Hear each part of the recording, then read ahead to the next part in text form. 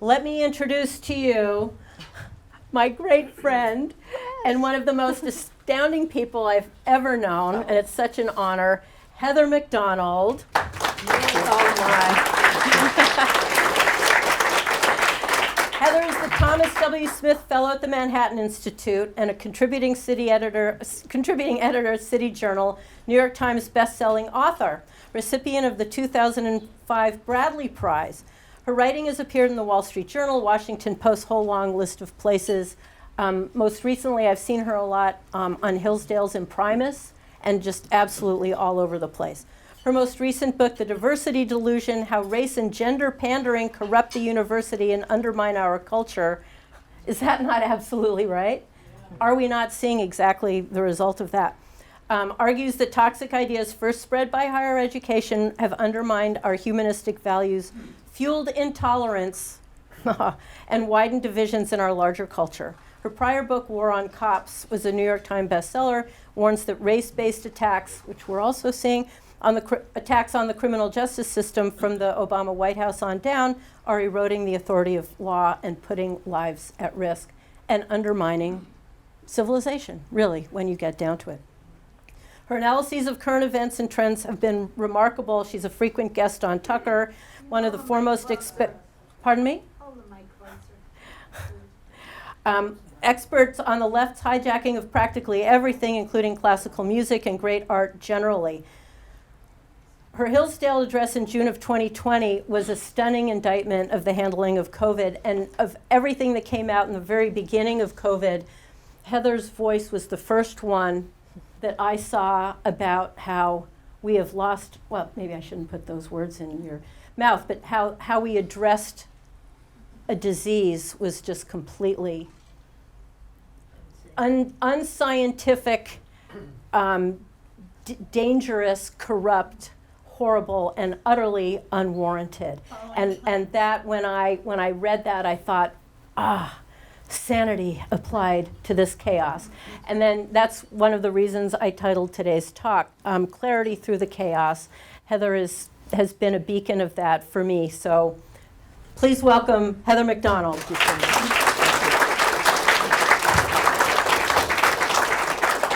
If I can also say, am I hearable? Is this working? It's working. Okay, good. You said, Karen, that the AFA is a forward-looking, realistic organization. Let's also add magnanimous in victory. Let us have a little moment of sympathy and condolences for the mainstream media and for the Democratic Party who are today in mourning that yesterday did not see the predicted outbreak of white supremacist violence in Washington, D.C. Right. Imagine their sorrow. So we're just going to feel their pain right now. And they tried so hard. Yes. They tried so hard. Right? The faces are very long on CNN today, I can tell you. Oh, they were so hoping. But yeah, we're just not that stupid. Right. Sometimes. So yes, magnanimous in victory. Yes. Because otherwise it hasn't been very happy. No. So what I wanted to just kick this off with is we're living through lunacy of the scale and scope and depth and range of the likes that I don't think has ever been seen throughout history. It's ascientific, it's anti-truth, it's anti-reason, anti-rationality, it's anti-everything and every day. I think everyone in this room just thinks, how did they even come up with that? And it's really hard for our minds to grasp things that are so irrational when, if you're in this room, you're probably a very rational thinker. You're probably a student of history, a student of, logic, of... Can everybody hear me? Yes. Okay. Sorry, Marcia. You can move closer. It's very difficult for those of us with rational, logical, analytical minds to deal with what we're going on. And yet, there is a framework in which it makes a little bit of sense. So, Heather, given the lunacy of today, the shutdown, the masking, the fear-mongering, to what extent do you think this has to do with safetyism and feminism? Well, let's take a little memory tour back to the very origins of our COVID hysteria. And there are 3 key moments, I think, that point out what is fundamentally at stake with the feminization of our culture. COVID represented an opportunity to drive the nail in the coffin once and for all, I think, in traditional male values of risk-taking and valor. The first came very early. I don't know if people were aware of it at the time or if they recall. In March 2020, the Lieutenant Governor of Texas, Dan Patrick, said publicly, those of us who are over 70, we can take care of ourselves. But let's have the rest of the country get on with their lives. Let's go back to work. Let's not sacrifice the country. In March 2020, this remark produced an absolute hysteria across both the left and the right.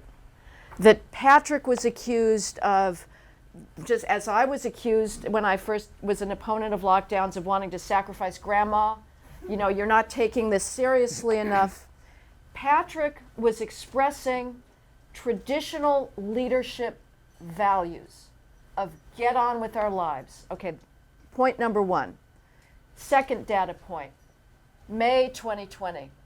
It was the 75th anniversary of VE Day, the day that the Allies liberated Europe from Nazi Germany. And Trump had invited World War II veterans to Washington, D.C., and to Arlington Cemetery for a ceremony outdoors commemorating the valor of our fighting troops. And all the media could think of was, how dare you put 98-year-olds at risk of their lives from COVID? You may die. Now let's just imagine, and the photograph in the New York Times of the ceremony, which was outdoors. Arlington Cemetery is not a closely enclosed space, as any of you know who've been there. Breeze swept. The caption said, Trump oversees ceremony and is not wearing a mask. That's all they could think about for this ceremony. Now let's imagine the New York Times or CNN having a discussion with one of these veterans. Sir, if you get on an airplane, you may get sick. You may die. And the veteran responds, I was ready to give my life for my country. I want to honor my fallen comrades.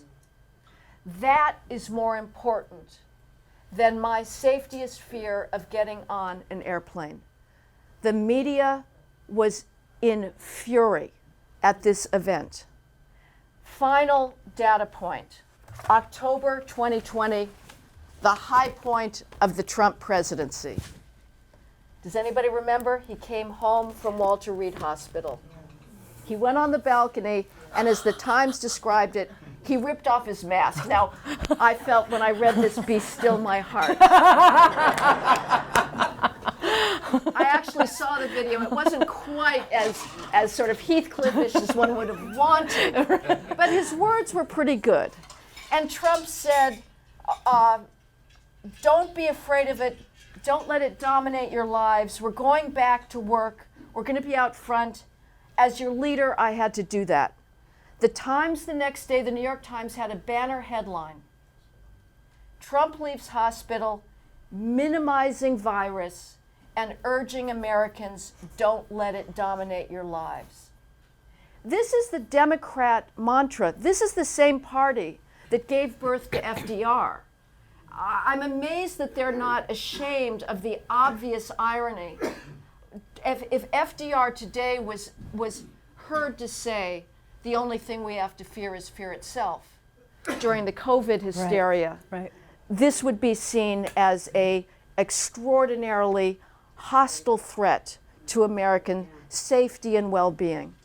So what we have seen over the course of this epidemic is the destruction of male leadership virtues, which is the ability to balance costs and risks, to think rationally about risk, to put it in many different contexts, in favor of a frankly hysterical, monomaniacal focus on one particular kind of risk. And this is the triumph of the feminine ethic and the destruction of the male values of valor and courage and entrepreneurship. It's coming out of the universities. I have to say, I'm going to pat myself on the back. Right before COVID happened, I had published an article in City Journal called The Therapeutic Campus, which was about the rise of the therapeutic ideology on college campuses, led above all by female students who go around saying that they're under constant mental trauma. And I focused on what I called the college woke spa at Yale University, which was the most amazing institution. It was like something you'd see in Beverly Hills on Rodeo Drive. The only thing they didn't have was crystals, but I'm sure they got there eventually.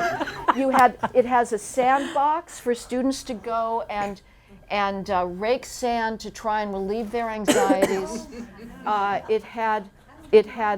You could make your own massage oils. It had aromatherapy. These are Yale students. It had a bookcase of inspirational reading, which was 7th grade levels. It was Hallmark cards. These students are paying $70,000, and they are going and they are basically in a child care, right, spa environment. This is, again, a result of a feminized university. It turns out that females, when polled, would you agree to have a campus speaker come on campus who might make some students feel unsafe? 2/3 of females say no. Safety prevails. Male students, the opposite. They value free speech, academic freedom. Now, I'm not speaking about anybody's daughters here. I'm sure they're all online to be Nobel laureates and wouldn't even think of playing the victim card. But nevertheless, if you have a son or a grandson, good luck to him. Because this is not a culture that values the male virtues. You have the American Psychological Association in 2019 declaring masculinity a mental illness. That if you are competitive, if you are risk-taking, if you do not believe in therapy and thinking of yourself as a victim, that is something that needs to be treated therapeutically.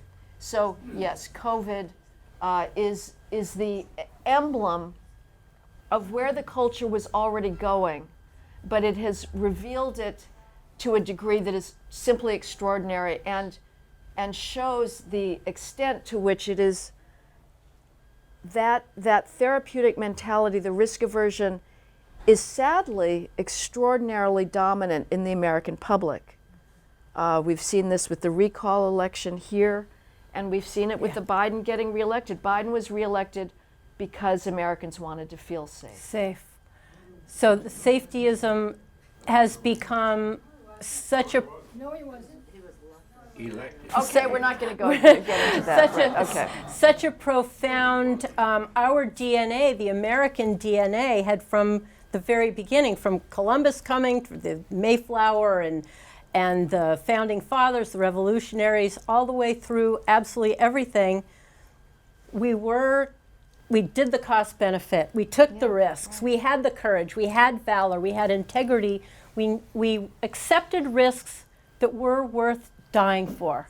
And that included for freedom, for our children, for posterity, to create a country based on an idea.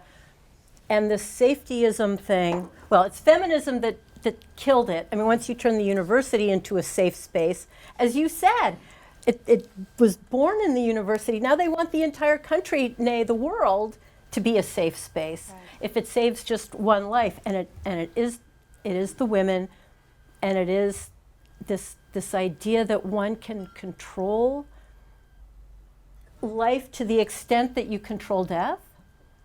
Where does that come from? Isn't that just, are they really made to feel that they have that kind of power?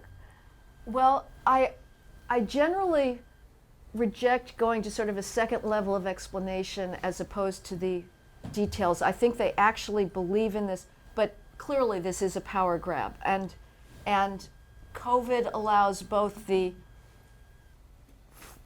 sort of decision-making functionaries and then the ordinary people to exercise power over each other. The mask enforcement is part of that. But to get back to your observations about what made this country, think about Thanksgiving. I mean, what if we had the safetiest ethic for the Mayflower?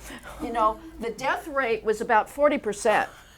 People in the transatlantic crossing at that point. So if we were on if Andrew Cuomo early on, when he was still the hero of the media with his utterly nauseating daily conferences, which I subjected myself to, so you wouldn't have to. And it was really bad. I mean, this was a man that was so in love with his own voice, and we got the recycled stories. Like, I heard it maybe 5 times about his Italian-American grandmother and their Sunday dinners, and now he's being able to be with his children, divorced, he's with the children now. It was just unbelievable. But I remember you said very early on, if it saves just one life, it will be worth it. Yeah.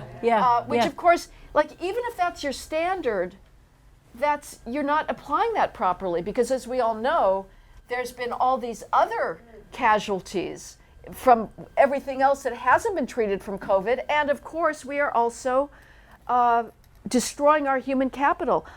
I don't know what the next generation is going to be like, having had their social skills crushed, their intellectual learning crushed. It is going to exacerbate the racial skills gap. This, frankly, is what scares me the most, because white and Asian parents that care about education, they've sort of figured it out, and probably their kids have managed to learn during this period. But Black and Hispanic kids, they have fallen so far behind. And as we probably will get to later, the academic skills gap, the behavior gap between Blacks and Hispanics on the one hand and whites and Asians on the other is driving a hell of a lot of things that are very bad with our culture today, and that's going to get worse. So the sort of the one life standard, they don't even apply it consistently across the board. But I think it does allow people to be masked Nazis and to feel like they can order other people around, which is the same instinct for all the trans pronouns. What does every adolescent yearn for? Power. And so making somebody grovel before your latest pronoun choice is something that gives adolescents the very thing that they're longing for, which is to have other people under their thumb. So, again, the American experiment forgot about that power corrupts, and we have seen now the corruption of our very political system for this. Yes, and it is profound. And I was going to say, safetyism is the cover. Safetyism is the narrative.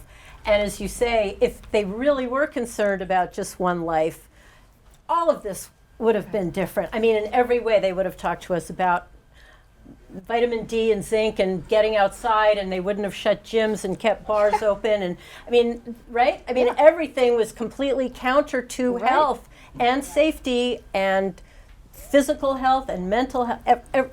Every single decision that they made, and it can't just be a fluke, because if it's just a fluke, half of the time you would get it right, and they're not. So it's not safetyism. Safetyism is the cover, the goal. They really are creating a power class. And I think too, yes, I mean, and to echo your point, Karen, I mean, we know that obesity is like the biggest predictor, right? Right. So we're shutting down people from going those famous photos of people on the beach by themselves. And I remember reading, like, UC Berkeley had said you can't go out of your dorm to jog by yourself. It's just, it's extraordinary. One despairs at the illogic of it. But what we've also learned is that the American people have lost their understanding of entrepreneurship. I think we've learned that very few people work in small businesses or have a small business because they seem to believe that the government is an adequate substitute for the courage, the beauty, the creativity, the energy of private enterprise. And they think that these stimulus checks are not just an adequate substitute, but undoubtedly they think it's actually preferable. And again, here I'm reluctant to go into sort of the larger conspiracy theory that, well, this all was part of some larger plan, but why I want to try to stay agnostic. Nevertheless, it does look a little over-determined. Yes, it does. That they are now putting us into. Okay, they are putting us into a deficit situation that is utterly unprecedented. I'm going back to New York to my utter despair in the end of this month. I'm told that the streetscape is still just decimated by the businesses that have been put out of business. Why doesn't anybody care about them? But it seems like we had these wonderful revolts in Huntington Beach here, yes, occasionally places, but not enough. Not enough people were willing to say, these entrepreneurs have risked everything. They have exposed themselves to the humiliation, possible humiliation of failure, of getting the supply chain wrong, of assessing consumer demand wrong, and now you're just going to crush them by these arbitrary fiats. It's utterly sickening. Yeah, and it's what we saw last year in the beginning of this was the killing of the middle class, of the entrepreneur class, of those who have, again, taken risks. But I think there's another part of it too. There was an acknowledgement that we are purpose-driven people.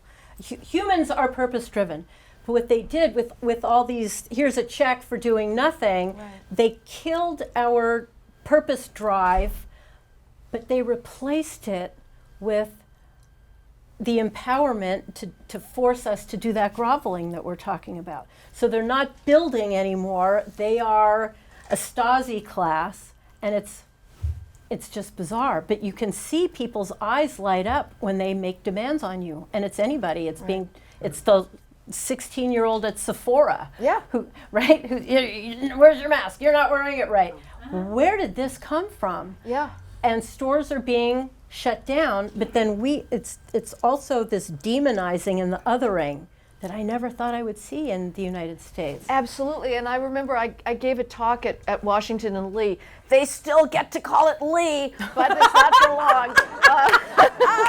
Believe me, it's an ongoing battle, and I'm not betting on Washington and Lee. Believe me. But so I was the last speaker there before they shut it all down the next day, and one of the women who in the group who had brought me down there reported that a friend of hers daughter had just come back from an elite college in Virginia and had turned in her parents to the health authorities because they had a prayer group meeting at their home with 10 people, and Virginia's limit was 9.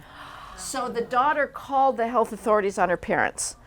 So, we have another inversion where it's the same thing. You're giving people power, and there's no checks on their power, and it's inebriating. And they are made to feel they're doing a good thing. Right. It's not just power to do bad. It's power to keep grandma that you're wanting to kill alive. And it is. I love that you used the word inversion because that's exactly what it is. Everything. Right. Everything has been an inversion. So last year, everything was terrible and started to reopen, and then the riots came, and then Black Lives Matter, and that was another empowerment of another group that was, again, in another way, destroying stores. I know there's many people here in who live in Santa Monica, who live in Beverly Hills, who watch their entire communities on fire and devastated, and yet they were given complete carte blanche. So yet again, this inversion attack on the stores. So Black Lives Matter and the whole racism argument as we sit here, white supremacists, how did that play into the whole power narrative? Right. Well, And the destruction of culture, I guess, is part of that. yeah. Despite my emphasis on sort of the feminized culture, I have reached this conclusion that almost everything today, COVID notwithstanding, can be understood because of disparate impact and the race problem. That lies behind a lot of what is being unwound in our culture, that there's not a single meritocratic academic standard and not a single behavioral standard, whether it's in the criminal law or expectations at workplaces for promptness, respect for authority. Because of the breakdown of bourgeois culture in the Black inner city that is very widespread now, there's not a single standard that doesn't have a disparate impact on Blacks. So, you know, when colleges have admission standards, if they were colorblind and meritocratic, Harvard and Amherst, they would not have the amount of Blacks that they want. So they have double standards to bring people in. Google, our science labs, you have now the federal government, which is deciding that a diverse lab is more important than a scientifically competitive lab. And so this is one of the things that Trump did not ream out. This is one of the deep state aspects that he did not touch, sadly. The NIH, the National Institutes of Health, their Alzheimer's research, their brain neurology initiative now, you will not even get looked at. I don't care what your scientific qualifications are.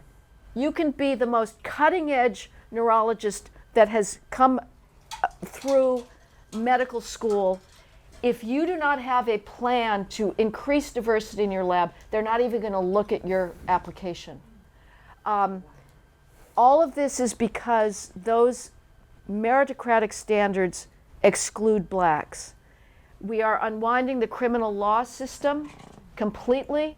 This explains George Gascon, it explains Chesa Boudin, it explains Kim Fox in Chicago, it explains Larry Krasner in Philadelphia. These are these left-wing prosecutors who've been put in by George Soros that are saying that the criminal justice system is racist. Every time you hear that, know that what is being said, they have no evidence, affirmative action, they have no affirmative evidence of racism. What they're talking about is that if we enforce the law, we are going to have a disparate impact on Blacks. And that is true. Not because the laws are racist, not because the enforcement system is racist, but because the crime rates are so high. In Los Angeles, a Black Los Angelino is 35 times more likely to commit homicide than a white Los Angelino. In Chicago, the ratio is 80 times. In New York City, a Black New Yorker is 50 times more likely to commit a shooting than a white New Yorker. These disparities exist everywhere. They are taking Black children down. Black children are being gunned down in their beds, in their backyards, on their front porches, at barbecues, in their parents' cars, on a daily basis. The media doesn't give a damn, but the crime is so out of control. And we have decided as a society, we are so guilty. Whites simultaneously turn their eyes away from this dysfunction and blame themselves. It is an amazing discourse.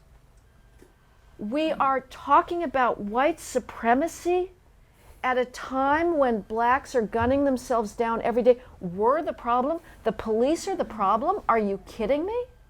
So far this year, the police have killed 4 unarmed blacks out of a population of 47 million blacks. There's likely to have been last year about over 10,000 blacks killed. I did some number crunching recently on behalf of Larry Elder, because he was, as you all probably were following with utter amazement, the LA Times crusade against Elder, the white supremacy charges and whatnot. And the awful Ann Guerrero wrote a column, and Erica Smith weighed in as well. And if these names are not familiar to you, I envy you. When I come to California, I subscribe and I read it, because you got to know the enemy. But Erica Smith has got to be the dumbest columnist around, and that's saying a lot. But so they were accusing Larry Elder of talking about that criminals in the black community are the problem, not the police. Oh my God, what a white supremacist statement. And Larry Elder says that blacks have higher crime rates. Oh my God, he's a white supremacist. So I did some number crunching, and looking at those 4 unarmed blacks who've been killed by the police this year, there's been about 50 police officers who have been fatally gunned down out of a police force of about 600,000, let's say. Traditionally, blacks make up about 40% of all cop killers, which is vastly overrepresented black males, because black males are 6% of the population, but they make up about 40% of all cop killers. So using those ratios, it turns out that a police officer is 375 times more likely to be killed by a black than an unarmed black is to be killed by a police officer. And yet, we're talking about the police as the problem killing blacks. It's not happening. So this racism issue is taking everything down with it. I've been writing a lot about classical music. The classical music profession is now in the sights of Black Lives Matter. Whether it's orchestras, whether it's the canon, we are being told to think of Beethoven. If you love Mozart, if you love Brahms, if you love Schubert, you are participating in a white supremacist tradition. Oh my God. We are tearing down beauty and greatness because we don't have the honesty and the courage to say that the black culture needs to improve itself, and whites are not the problem. Yeah. We know the behaviors that contribute to success and merit and accomplishment and that purpose-driven satisfaction.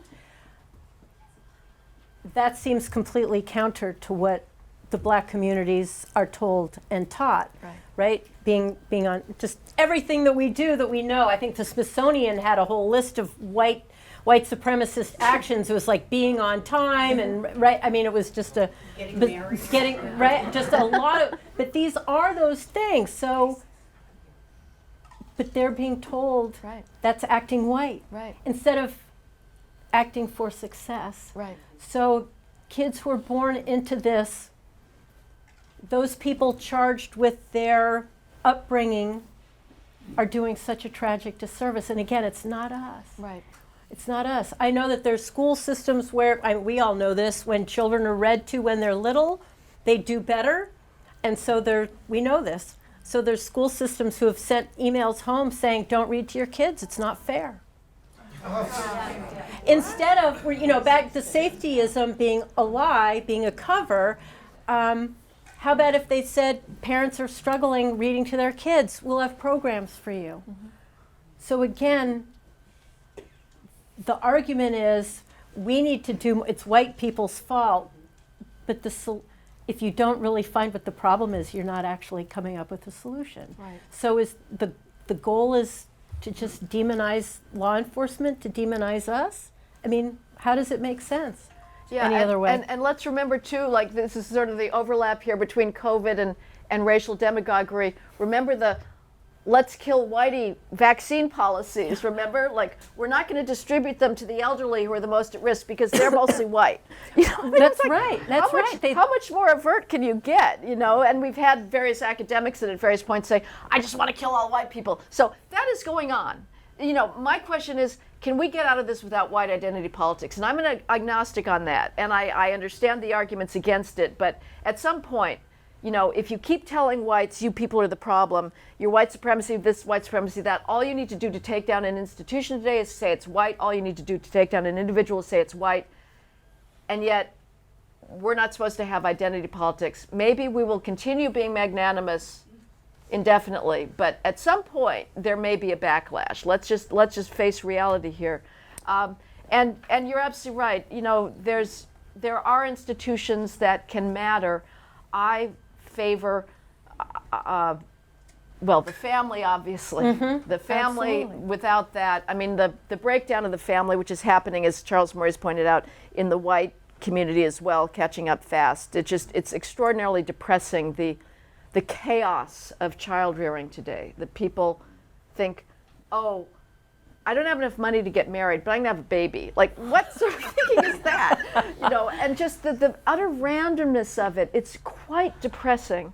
So the best solution is to revalorize males again, because this is another feminist myth that strong women can do it all, Yes. including raising children. Sorry, you can't. I mean, for all.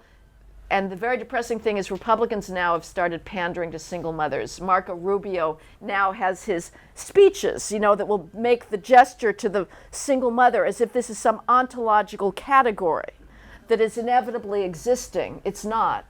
But short of reknitting the family, which is going to involve taking on a lot of things, both feminists and the gay lobby, to say that biological males and females are different, they're complementary, and on average, children need mothers and fathers.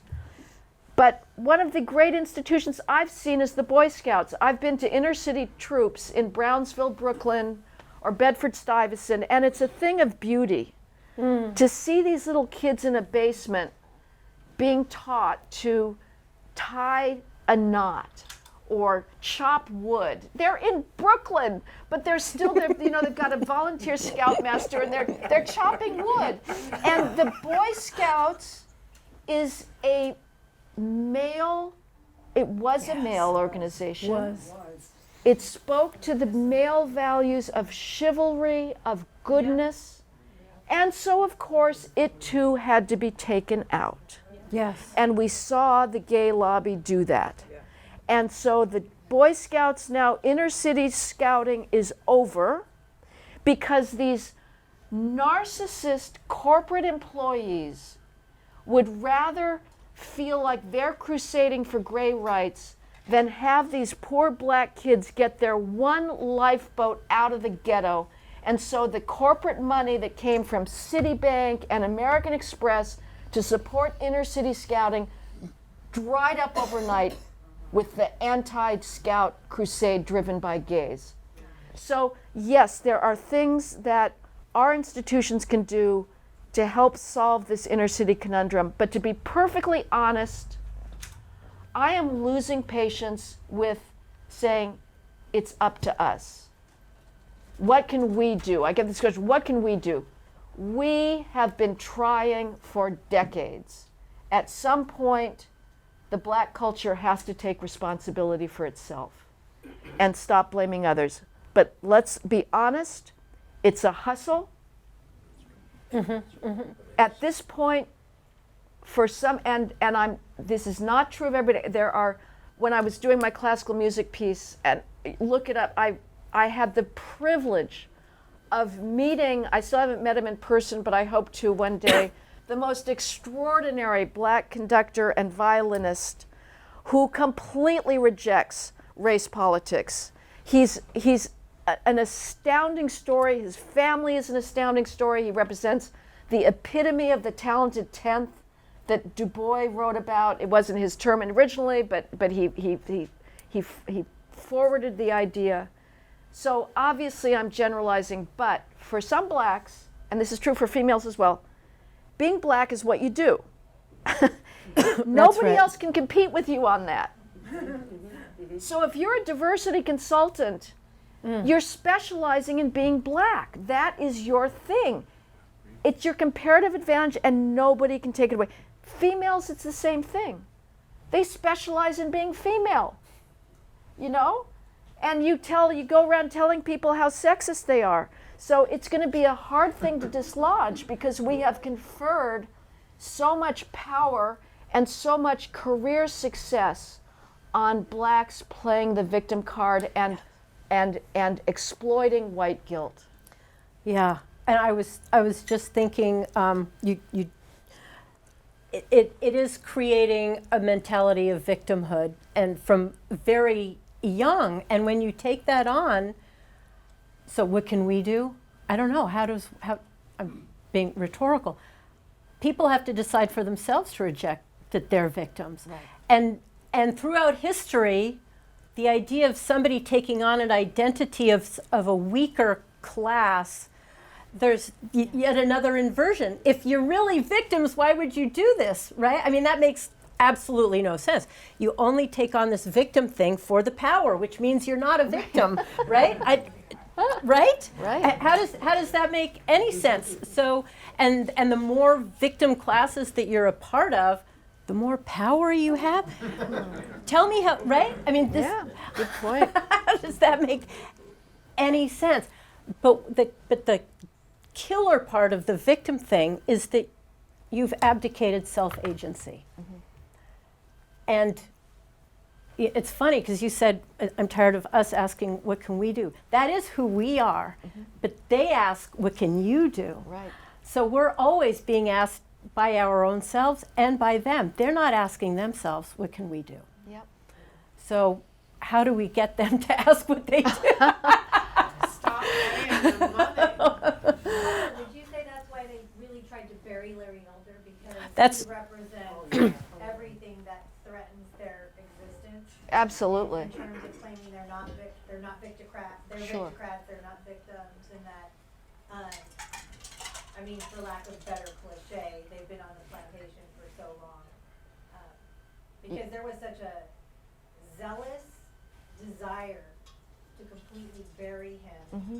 in the recall. It wasn't just about the recall, obviously that was huge, Right. that Governor Newsom retained power, but that they were being threatened by a black libertarian conservative who would pretty much pull the curtain over what really is the truth about the black community, I think, in most places.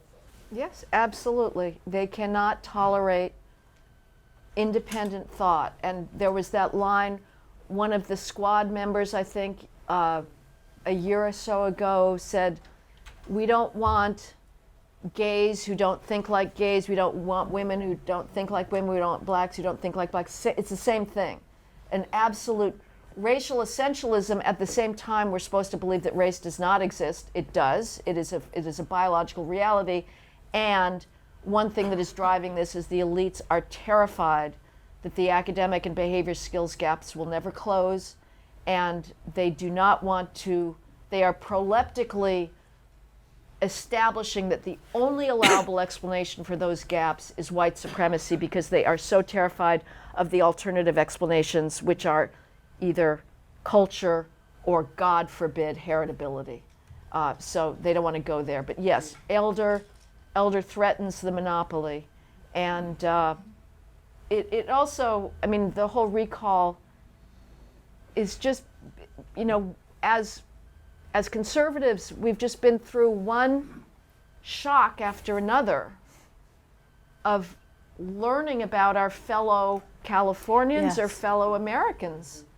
And so sometimes when the LA Times would try to caricature Elder, they would merely report his views relatively untwisted, but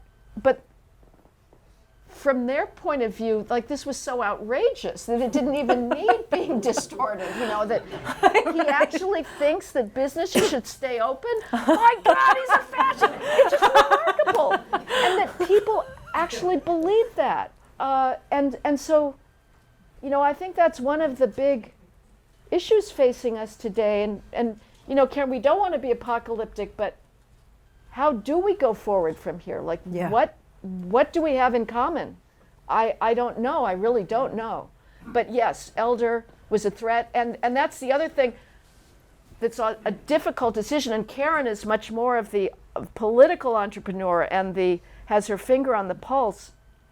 The punditry response to the recall is, don't put a rabid right-winger up like Larry Elder. And you think, are we rabid right-wingers? Right. Like, all we're talking about is law and order. That's now rabid right-wingery. We want some, where do we go left from here? So if you compromise and give up a belief that bourgeois norms matter, Right. that a society has the right to say, you don't litter, you don't steal, you don't write graffiti, you respect property, that these are the bases, that we should push back from that to get the governorship. Well, what's it worth? But so these are very, very difficult choices, but they may be right that in California, somebody like Larry Elder can't be elected ever again, which is very scary. But please don't leave California, because I don't want to go either. So we got to stick it out and fight. Yeah, well, But it gets harder and harder. Tuesday night, I don't know about you all, but the texts, the emails, everything was flooding. I'm out of here. Right? I mean, we've been doing that for these 18 months, but how much of the election? Yes, absolutely, a lot of it was the vilifying Larry Elder for his white supremacy, racism, and crazy ideas of opening things up. But to bring this full circle, I guess, how much of it do you think was the safetyism? Yes, absolutely. Safetyism, and also, to me, the most stunning statistic was the highest vote for no on recall came from San Francisco and LA, the places that have the worst squalor problem. So this is another thing that is just one puzzles. How do people not see it? Like, are we two different species that people are willing to, I guess, they're willing to walk over feces and hypodermic needles in order to what? Feel righteous? That they are somehow being compassionate towards the homeless? I don't know. But yes, people wanted the safetyism, they wanted their checks to continue, and they wanted to feel protected. They were worried that Larry Elder would say, go out, as Trump did, be not afraid. Right. Let's get on with our lives. That is now something that people have to apologize for believing. Right.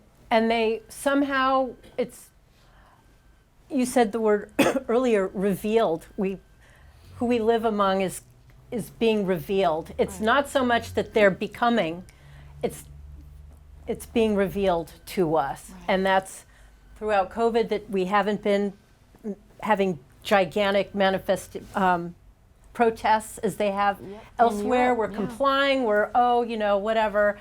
And we live among, I would even go with the masks. Complying within a private business, okay. Staying off the beach, not so much. That's just unbelievable. And when we see people walking around outside on their own wearing masks, that's been a revelation. Yeah. And one never gets used to it. It's been, what have we been now, 20 months of this? I still never get used to it. Going out in Irvine at 5:30 a.m. on the weekends for my pathetic effort at running. And there's nobody around for 5 square miles, but the one person I come across from UC Irvine, faculty member, wearing his mask, I will never get over it. Who gives you the wide berth? Yes, exactly. Right, in New York. Before I came back from New York, they used to press themselves up against sidewalks or semaphore with their arms. Get away from me! It was just unbelievable. It's unbelievable. So it's anti-science because they're right. I mean, You cannot get it outdoors. There is no. You need viral dose. Like, isn't this we're supposed to be smart, intelligent people. You don't have to have read the studies to know that viral dose matters. And circulating air, there's how many quadrillions of atoms are around us outdoors? You can't possibly get it. And yet, they want to believe that they can. It's just. That they can. And what are they telling the kids? That I see kids out alone by themselves, kids 11, 12, 13, 14, in that rebellious age, Yes. who are wearing masks. Yeah. What have they been told that get them, Yeah. And as you said before, what damage have we done to these generations? I never would have believed I would say this, but what happened to student protests? Yes, My view on student protests has always been these people do not deserve to be listened to. They got it right once in Tiananmen Square. Otherwise, students are ignoramuses. Why should we pay any attention to what they're saying? But at this point, I'm saying, why did you?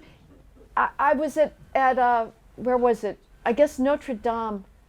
I did a Zoom lecture with the Notre Dame College Republicans, and I said, why aren't you guys rebelling against this? You have more power than you think. Yeah. If these students can mobilize and drive hapless males out on phony campus rape charges, and get rid of faculty members and whatnot who've had the temerity to teach Shakespeare without, putting a feminist gloss on it, you surely can say we want to be able to go back to our dorms, and they say, oh no, we couldn't do that. So it is very curious. Yeah. They're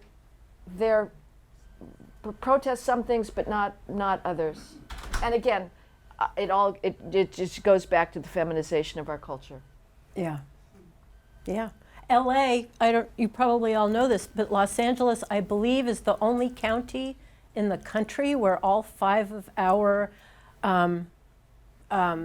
supervisors are women. Yeah. And the medical person and her assistant, all of them, it's all, and it's so obvious. Yes. But I've seen pictures of other boards of supervisors where there's a couple men and they're in the back and they're completely cowed.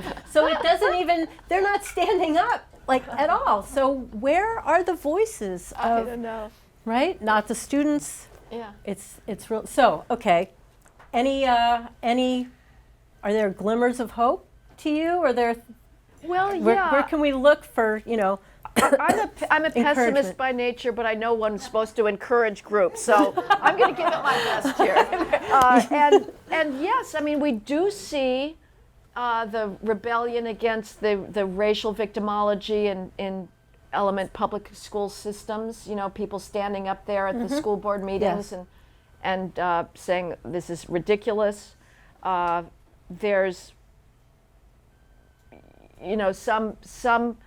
Well, the colleges are gone. I mean, there's nothing really there to look forward to. But so that's it. I would like to know, how many young males are following Ben Shapiro out there. He's I think an extraordinary media entrepreneur. I think he and his Daily Wire outfit are fantastic. Sadly, they've all decamped from California. They're all in Tennessee. Yeah. Tennessee, except Shapiro's in Except him. Florida.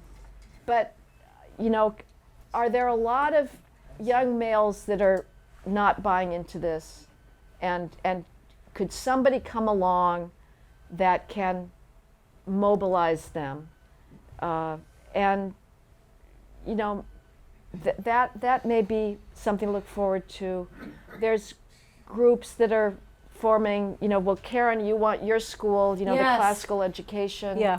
And we need conservative philanthropists to make it possible to do more homeschooling, to do more classical learning pods. We should revive the tradition of the Grand Tour, where, the wealthy in 18th century England would have a tutor that would take their children for the grand tour in Europe, and they would go to Rome and Florence and absorb the high points of European classical and Baroque civilization.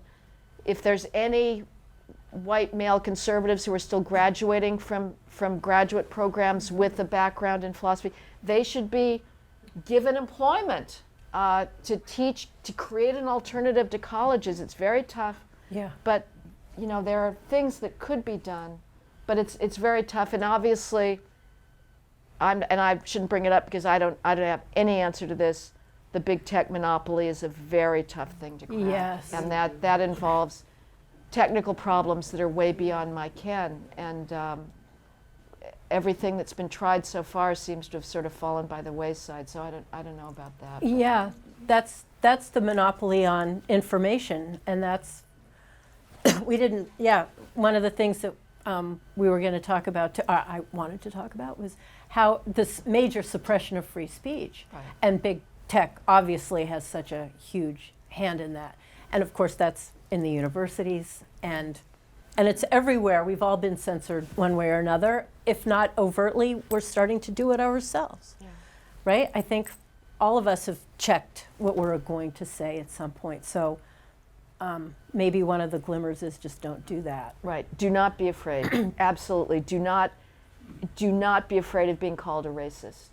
I think, as long as racism remains the only allowable explanation for racial disparities, they win. They win. And I cannot tell you enough. I'm giving the term the White House maybe 5 years max. Right. But it's not going to last. I mean, Washington, D.C. is not going to last. It is, I can tell you, it is all coming down. Yes. I am watching this in the realm of culture and civilization. It is, you cannot exaggerate what's happening. Every single arts institution, everything now is being determined on the basis of race. It's all about race.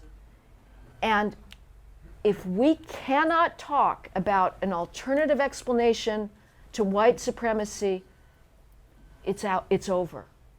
So that's what I try to focus on and get those facts out there, because Americans are clueless. They really are clueless about the fact that the average black 12th grader reads at the level of the average white 8th grader, and yet we expect Google to have 13% black engineers. Right. It's not possible. But white Americans are of such goodwill that they would rather blame themselves than look the problem. Yeah, yeah. Any thoughts as to the language we can use when you had talked about the, Yeah, I don't know. I mean, we can take the high ground and, continue speaking about universal values. And I go back and forth. I go back and forth of saying, okay, we will not play our own identity politics. And then other times I just say to hell with that. If you're going to use whiteness as a term of hellfire opprobrium, I'm going to point out that European civilization created science. There is nothing that comes close. right. Created limited government, created the ideas of the rule of law, of rights, of equality, of tolerance. Every value and virtue that the left purports to be flying under the banner of is uniquely a European creation. It did not come from Africa. It did not come from China. It did not come from India. It came from the West. And at some point, people are going to start saying, being a white European or an Anglo-American is something to be proud of. Yeah. Yeah. Which is not to say, again, I have to put in the necessary postscript, it's not to say that we're not inclusive. What matters is bourgeois values, and I will point this out. The idea that white Republicans are racist is so ridiculous. white conservatives have had one love affair after another with black politicians, whether it's Ben Carson or Colin Powell or Alan West or Alan Keyes. What matters is not race, it's bourgeois values. Do you believe in law and order? Do you believe in respect for the law? And that is the only thing that Republicans care about. They don't give a damn about race. And so they should completely reject that idea. And I imagine, too, we are about empowerment and being the agent of one's own success, where we don't like the idea of the plantation, and yet on the left, it's infantilizing, it's victimizing, and I like to think that we attempt to elevate everybody's soul, and for lack of a better word, and they crush it. Because it is soul crushing to teach people that they can't do anything on their own. Right. This, metaphorical patting people on their heads. And this is, the Larry Elder thing. Larry Elder came right out and said, we're not victims, we're not this, we're not that. And therefore, he had to be destroyed. Right. But we didn't like him because he was black. Right. We liked him because he had these values and was able to speak those values to where they're not normally spoken.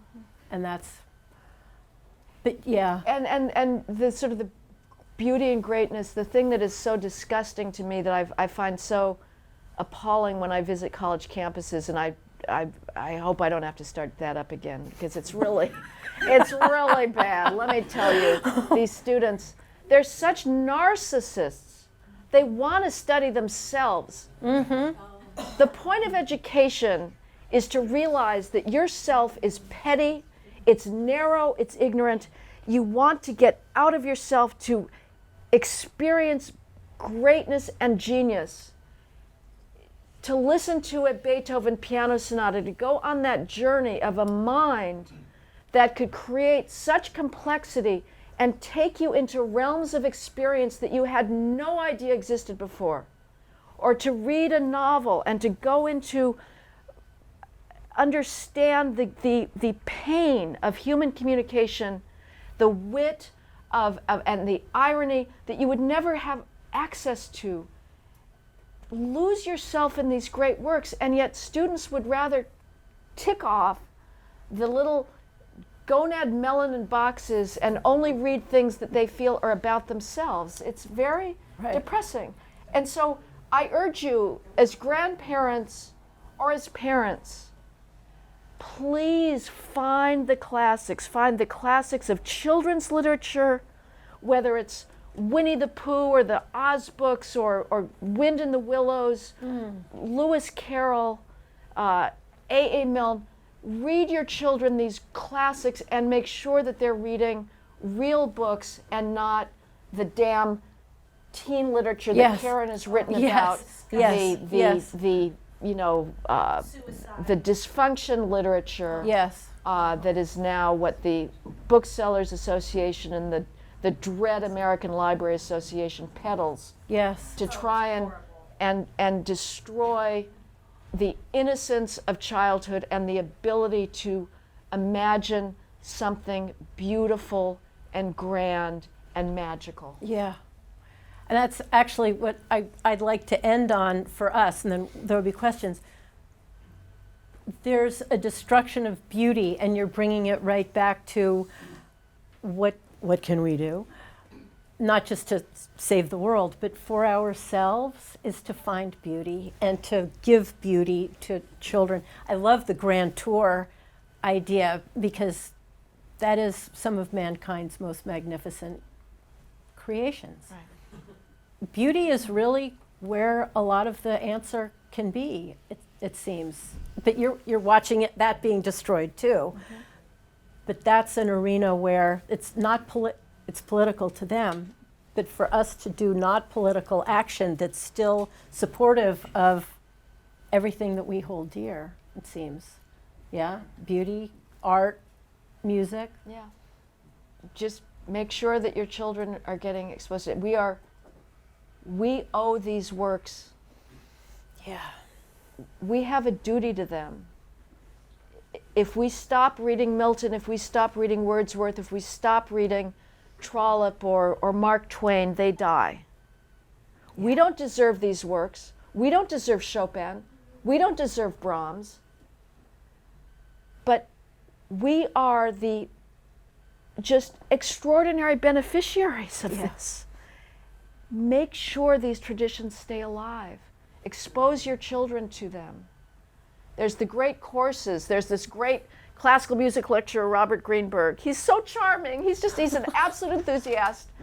That's a place to start. But yeah, expose yourself to beauty and go to the museums before they're shut down. I can Yes, tell you, yes. every museum curator now is under enormous pressure to revise things, and whether we'll be able to see Titian much longer, I don't know, because believe me, there's a lot of rape culture going on the walls of our museums, and so what? This is That's right. Ovid is not much longer for this world. Oh my. Right. Yeah. So really, it's really true. A group of us, we've been Hillsdale courses. We've been doing Hillsdale courses. Most recently, we're doing Dante's Divine Comedy. Fantastic. So great, because you are right. And every week we think, if kids were exposed to this, it would all be different. Right. So One hopes. yeah, one hopes. Well, Heather, thank you. Thank you. Thank you.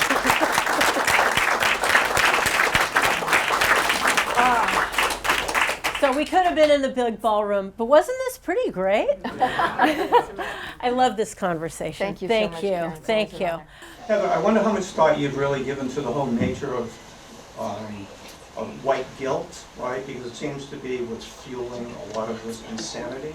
So my specific question to you is, do you think a large portion of the people who profess white guilt actually believe in white guilt? Or do you think that a lot of them are just influenced by peer pressure, economic detriments, or political detriments, so that just like in many other areas of culture, people might say, I like this, but they may not necessarily like it. They only say it because their peer group kind of all goes in that direction. So I'm asking, how many of the people who profess white guilt do you believe actually believe in such an insane concept? I guess he's asking, do people believe in white guilt, or are they just going along with peer pressure? Posited that white guilt is a preposterous idea, do they actually go along with it? I think that they are scared that the skills gap and the behavior gap is not going to close. We've had 70 years of policies. Many of those were very bad policies, but you can't say we haven't been trying. But they were well-intentioned, but possibly extraordinarily destructive. But things are not getting better much. And so I think that people are very worried, and they would, as I say, they are proleptically working out the only allowable explanation for here on in, which is white supremacy, and that.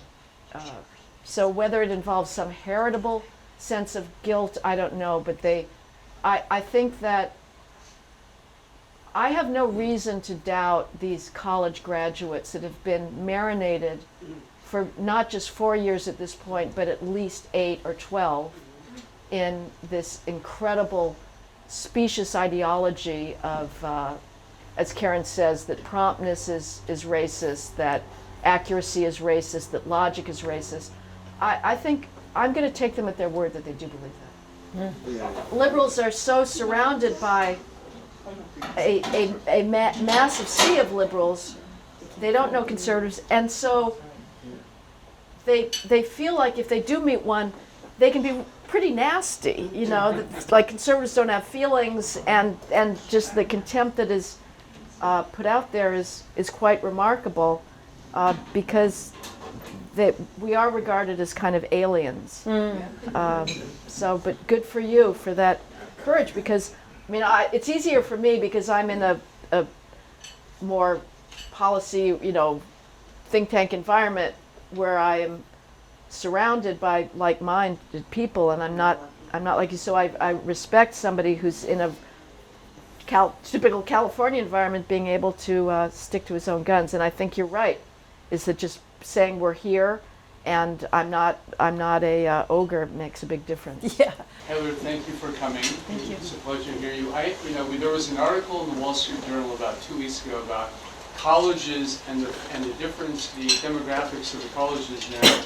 2/3 women, Yeah. 1/3 men. Maybe you said that when you started. I got here a little bit late, but your thoughts about that? I think that you said the 5 supervisors in LA are all women. I mean, listen, the numbers at medical school, dental school, vet school, law school, it's all the preponderance of women, and you know that. You know these numbers. What are your thoughts about college? I mean, maybe college is becoming irrelevant to men, but that's a problem because that's, I think, why you're seeing feminization of the culture. Yeah. Well, we did talk about this, and it is a huge problem, and it becomes a vicious circle because the more feminized the college is, the less males are going to be inclined to go there. On the other hand, like they've got their choice. It's sort of like happy hunting grounds. So, how you break that, and of course it's the usual double standards that we're still allowed to sort of have female colleges, but God forbid we have a male college. That would be one solution, is to revive single-sex education. I have to say, I didn't like it. I was actually 2 years at Westlake before it was Westlake Harvard, and I hated it. Like, these girls were just totally sort of just crazy. They were just utterly nuts.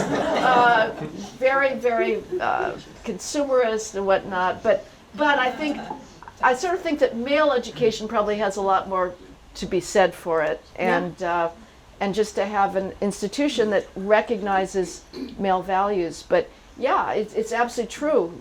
And the psychology profession, I spoke about the therapeutic campus. The psychology profession is overwhelmingly female now. At Yale, the top 10 majors for males, none of them are psychology, whereas the females, the psychology is the 4th most popular major for females at Yale. So they are oriented towards this therapeutic approach. And so you have the student body, you have the administration, you have the faculty now.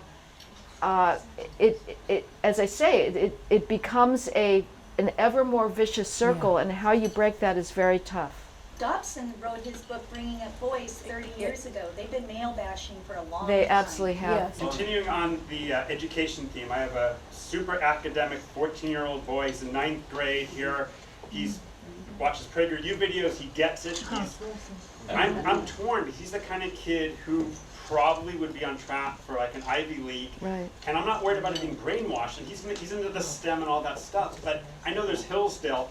What kind of guidance or advice should I be giving him? Because I know I'm not worried about he can handle it, but I also want him to have a good career and get his top academic achievement. But these seem like such cesspools of just awfulness these days. So curious your thought for that kind of young man. Oh man, I don't have children, and I do not envy you your choice. I think it's absolutely a heart-wrenching and impossible choice. And without putting you into it, I mean, the general issue is that, and you seem remarkably free of this, but most parents don't care about what their child learns. They want the damn credential. They want the status to be able to brag at the cocktail party that their kid goes to Cornell or Amherst, so they can put it on their license plate or wear their sweatshirt and whatnot. And so if you've got a shot at that, it's very hard to persuade them. Even if conservatives were to create a new university, it would not have the status value, the bragging rights. And so it's hard to crack that legacy prestige. I would say, to be perfectly honest, I mean, I'm a supporter of Hillsdale, and it claims I was there for a so-called journalism fellowship teaching, which was a joke because I don't know anything about journalism, but not very nice kids. if you are truly confident that your child is leftism proof, I would possibly be tempted to send him to one of the big Ivy Leagues, simply because the atmosphere, when I visited Yale for the first time, I fell in love with it just because of the architecture. It represents a tradition of intellectual seriousness. The libraries are fantastic. Whether there's any remaining faculty is a real question, because things are going very fast. But if there are, you could, I don't know, whether it's really possible to get a good education. I'm becoming more and more willing to say cut the plug entirely, but if you're really confident, and the STEM programs, you know, STEM at the higher levels is being completely hollowed out by diversity stuff. Yes, it is, because now some of them are STEAM, they added art to it. So- Yeah, no, they create special programs in STEM departments studying racism just so they can say they're hiring blacks for their STEM faculty. Nevertheless, I may be tempted to do that. That's a great tip, and he is unusually strong-minded, and I think is brainwash-proof. This kid is not. So that's good. Thank you for that tip. Yeah, And I'm just going to add another tiny thing. This surprised me, but UC Berkeley, obviously major hotbed of leftism, has the biggest Republican club of anywhere. So, you know, you also can hone your debate skills and your knowledge skills. Obviously, Berkeley doesn't have the cachet of a Yale, and I'm not recommending Berkeley. But it's interesting that there are other aspects to the universities, and being part of that resistance is kind of a good thing. Yeah. Because to me, poking holes in the monolithic juggernaut of leftism has value in itself. True. So, but the school that Heather was talking about that I've been wanting to build, it's all boys, Yeah. because boys Yeah. need it. They need it. They really do. So yes, go ahead. First of all, I'm a police volunteer. I want to thank you for your first book. It was just astounding, and thank you for being here. I'd like to take a stab at being a different thinker and a stab at optimism, because what it boils down to really is respect, and respect for others, and appreciation, and, you know, Karen, we talk a lot about gratitude, I guess, but a sense of proper boundaries and respect for others. But I guess I'm not willing to give up on bourgeois values yet, because it's just something that I think children don't have an appreciation of. I know I didn't, and as I get older, I just realize how fragile they are and how precious it is. Where I live in Irvine, I am terrified that of the possibility of chaos and squalor engulfing this little outpost still of relative cleanliness and order. And so if I see litter, I'm terrified that it's coming, you know. But and I've realized that one test for where you stand on bourgeois values, and these things are very biological, pre-rational. What's your stand on graffiti? You'd think that everybody would abhor it. They don't. I've written about, you know, we had in LA the Museum of Contemporary Art, when Jeffrey, what's his name, was the head of it, had this massive celebration, an exhibit on graffiti, celebrating it. If you are capable of seeing graffiti as something wonderful and creative in art, and you are not immediately appalled by the destruction of somebody's property values, you are anti-bourgeois. If you immediately understand that graffiti is a travesty, is a corrosion of the very foundation of civilization, which is respect for property, cleanliness, beauty, then you have a gut understanding of bourgeois values, which appreciates the fragility of civilization. So I wouldn't give up on it, but you're welcome to try and come up with less challenging terms for it. It really is a bellwether. I don't know if that's the word, but yeah, graffiti. And like, it's like the thing. Don't be afraid. Just say, yeah, you better believe I'm from bourgeois values. I've never seen. There's been graffiti exhibits in Paris. I have never seen a curator welcome graffiti in his house. And when I went, I wrote about the Mocha exhibit in downtown LA. They were selling aerosol paint in the gift shop, and so I took a pencil and I wanted to test. Can I get away with writing graffiti on the walls of the exhibit?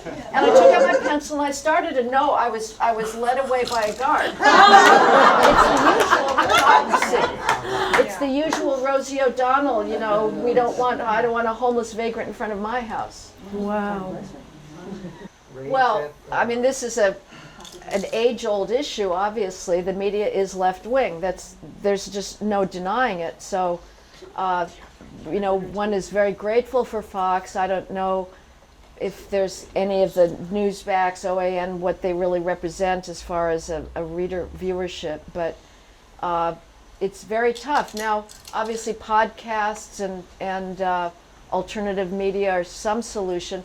I'm frankly surprised that LA doesn't listen to talk radio more. Like, I've been going around for the last year that I've been in California saying, do you guys listen to John Phillips on KABC? He is so fantastic. He's this guy on 790 he's on from 12 to 3, and he's fantastic. But my impression is that conservatives don't even listen to talk radio. So we've got some outlets, but they're not really used. I don't have a solution for it. We need more entrepreneurs. I would, Trump was going to start some network. I don't know how that would work, but presumably the more the better. Fox has sort of been going back and forth. Tucker Carlson, let's all hope he runs for president. There's nobody like him. He's just extraordinary. Yeah. It gets more and more courageous. It's beyond belief. Yeah. But I mean, the problem with the left-wing media, I mean, it's a fact, and I have no solution for it. I think that we can found our values on secular understanding as well. Of empirically, we can see what happens when the family breaks down. You do not need to invoke revealed truth, and I appreciate your understanding. I think that it's absolutely true that we are historically intertwined with that particular religious tradition, but I think it is possible to approach our heritage from a non-religious perspective as well, and as well as a religious perspective. I do not draw my understanding of ethics, of civilization, of greatness, from a sense of revealed truth. I work on experience, observation, the text that I value. So I appreciate where you're coming from, but I think it is possible to have an even bigger tent than that. Yeah, I also inherited Greek thinking, and I guess I will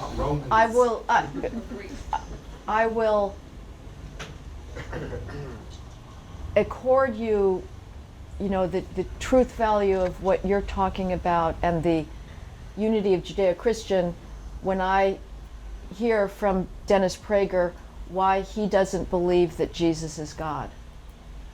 Because it says in the New Testament that he is. So Dennis Prager does not believe in the New Testament. He is as much of a non-believer in the New Testament as I am. So we are, there are many different sources of understanding of civilization, and I absolutely agree. My life would be a poor thing without the music tradition that grew out of the Catholic Church. Absolutely. Absolutely, and I am One doesn't very exclude grateful for the that. So, okay, good question. Thank you. Heather, to your point about when you spoke about classical music, that popped up because I have a degree in classical music, and I have a cousin who is a first-rate, top classical musician. I know that she loves and adores Brahms, Beethoven, Bach, Mozart, the whole pantheon. And she's a raging, foaming at the mouth progressive leftist. She despises Trump and anybody who has the slightest tolerance for Trump. And she's on Facebook constantly, spewing this stuff. And I haven't said a word, but I want to just explain to her that, once these, Antifa, BLM are done tearing down the statues of Washington and Lee, they're going to come for the statues of Beethoven and Brahms and Bach and Mozart and the rest of them. And when they're done, they're going to throw the splinters that remain of your cello on the top of the bonfire. Right. I mean, are you out of your freaking mind? Conservatives are not your worst enemy. Republicans are not your worst enemy. Trump is not your worst enemy. It's the radical left that's going to destroy everything that you, Janet, hold so dear to your heart. And I'll just leave that one at that. But I'm also thinking about what you're saying about male values, masculine values.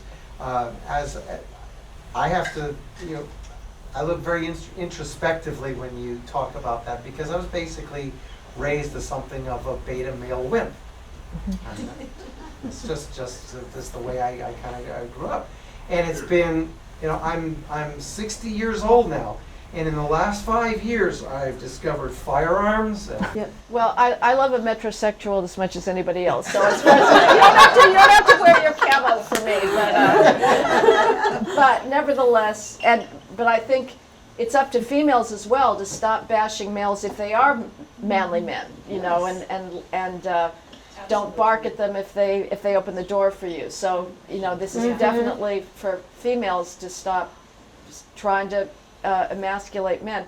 If I can just put in a plug for your cellist friend, have her read my relatively recent piece called "Classical Music Suicide Pact" in City Journal. It's a long two-part piece. Okay. Yeah. Thank you. Worth reading every word. Okay. Yeah. I think I linked to it actually in the email that went out. Yeah, and I just have a piece up today about a porridge, a Saturday night massacre of half of the orchestra of the English touring opera because they were white. So things are moving very fast. So there's definitely things you can educate your friend about. Wow. I just wanted to mention the military, because recently we had General Milley saying how they were trying to make the military woke. Right. And that's another thing along with the police. And also to plug Dan Bongino, one of my latest faves on 790, a military guy. Yeah, another 790 listener. He's terrific. Yeah. I listen to stuff. No, right. I mean, maybe there'll never be a female in the NFL because Americans understand that football is important, but for the military, now war's not so important. I mean, the moment we said Perfect point. females in combat units, we've already given up on war. You cannot have females in a combat unit and have unit cohesion. It is impossible. Let's even leave aside the lies that we're living about equal physical capacity. They are watering down every damn standard in the Marines and the Army to bring females in. Leave that aside. The Eros, you are introducing Eros into every single combat unit, and that is going to destroy combat cohesiveness. You've got fistfights breaking out in Iraq, over females and stuff. It's utterly ludicrous. And the only reason we're doing that is to credentialize females so they can be 4-star generals in the Pentagon. We are using the military as a tool of feminine empowerment, and it's absurd. Yeah, it really is. Well, let me stand up for the word bourgeois, not the concept, the word. I grew up in Romania under communism. For the first 11 years of my life, words like bourgeois, in fact, bourgeois was an insult. Yeah. Capitalism was scum and oppression. And it is important not to give up on words. Good. Words convey meaning, and words have ideas. And if we back away from words because they're being trashed by the left, we are giving up the battlefield. And trying to look for some other substitute is I think, is a false retreat. We will never win that battle. Good point. Bourgeois. Good point. And let me say for that gentleman, there's no question your son should go to the best, most highly rated college he can. My son went to Yale, and while at Yale Law School, he worked on the Trump campaign in 2016.